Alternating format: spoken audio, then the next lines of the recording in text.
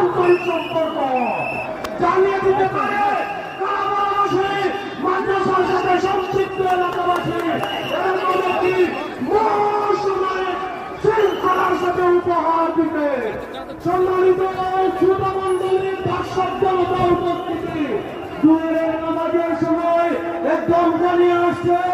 আমরা মেহমানকে নিয়ে জোহরের নামাজ পড়ব। মাদ্রাসার মাঠ, মাদ্রাসার বিল্ডিং, মাদ্রাসার মসজিদ, মাদ্রাসার দক্ষিণ দিক, মাদ্রাসার উত্তর দিক থেকে মুসল্লা রুমাল চাদর নিয়ে আপনারা নামাজ আদায়